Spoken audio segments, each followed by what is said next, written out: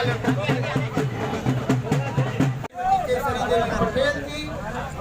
ये वापस वीडियो काम कर दीजिए, वापस हमारे जिले के इसे ब्लॉक के ब्लॉक समझिए भारतीय जनता पार्टी और अपने दल के सभी वरिष्ठ साथियों का भारत माता की भारत माता की। देखिए, आज जो ये जन आशीर्वाद यात्रा जनपद प्रयागराज में कोने कोने में पहुंच रही है, इसमें अपना दल और भारतीय जनता पार्टी दोनों दलों के हमारे कार्यकर्ताओं की, पदाधिकारियों की भागीदारी है।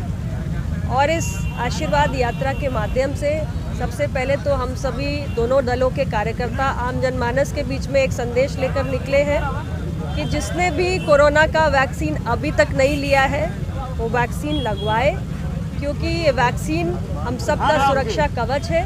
और तीसरी लहर जिसकी चर्चा बार बार हो रही है कि वो कभी भी आ सकती है, तो अगर हमें तीसरी लहर को रोकना है तो कोरोना का टीकाकरण करवा लेना चाहिए। साथ ही इस आशीर्वाद यात्रा के माध्यम से हमारे उत्तर प्रदेश सरकार की 4.5 वर्षों की जो उपलब्धियां हैं उसे पहुंचाना भी आम जनमानस के बीच में, ये भी हमारा उद्देश्य है।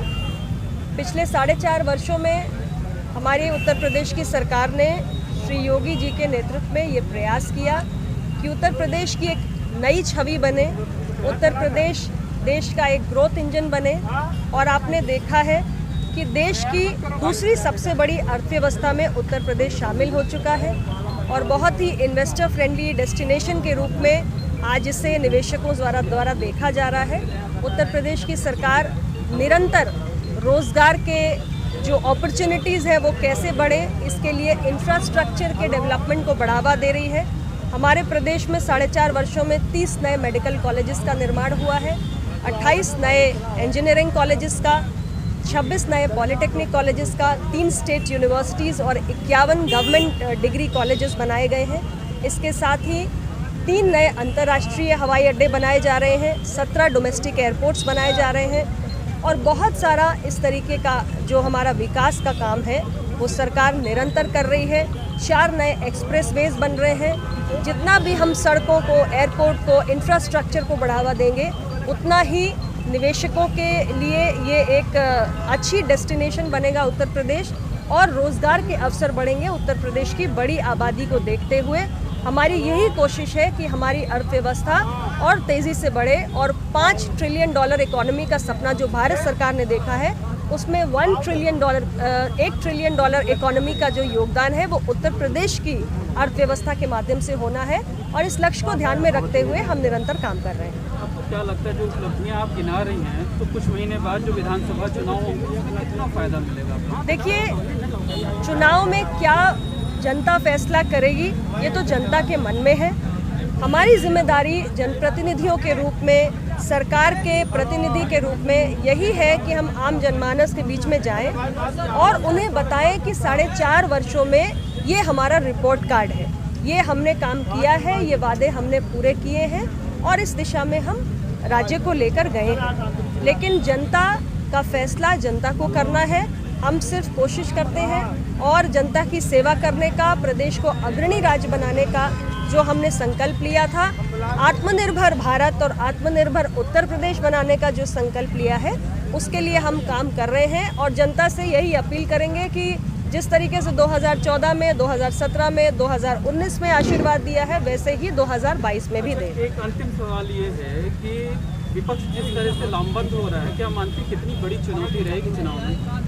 नहीं, देखिए, चुनौती तो हमें इसलिए नहीं लगती क्योंकि मुझे लगता है कि उत्तर प्रदेश को विकास की दृष्टि से हम बहुत आगे लेकर गए हैं और बहुत सारे विकास की योजनाओं को मैंने गिनाया भी आपके सामने।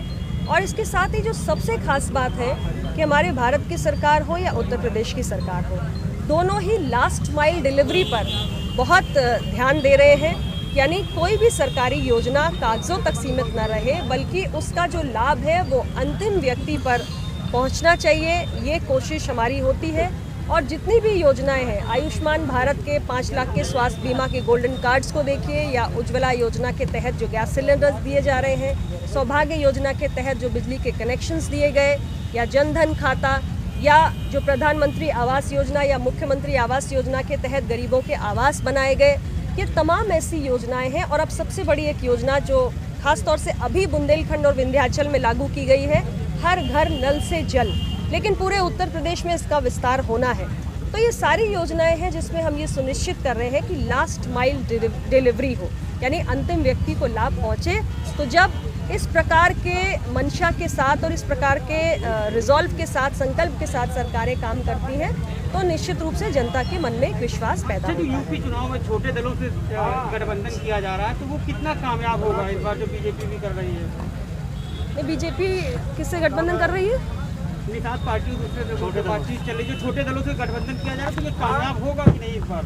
देखिए, ऐसा है कि निषाद पार्टी तो पहले से ही जुड़ी हुई है बीजेपी के साथ, और बाकी मैं इतना ही कहना चाहती हूँ कि चुनाव में तमाम बड़े छोटे दल एक दूसरे के साथ आते हैं। छोटे दलों की अपनी ताकत होती है, बड़े दलों की अपनी ताकत होती है, और अगर हम अपनी ताकत, अपनी ऊर्जा एक दूसरे से मिलाकर प्रदेश के लिए एक अच्छा उज्जवल भविष्य तैयार कर सकते हैं, तो इसका प्रयास सभी राजनीतिक दल करते भी हैं और लोकतंत्र के लिए ये अच्छा भी है। ठीक।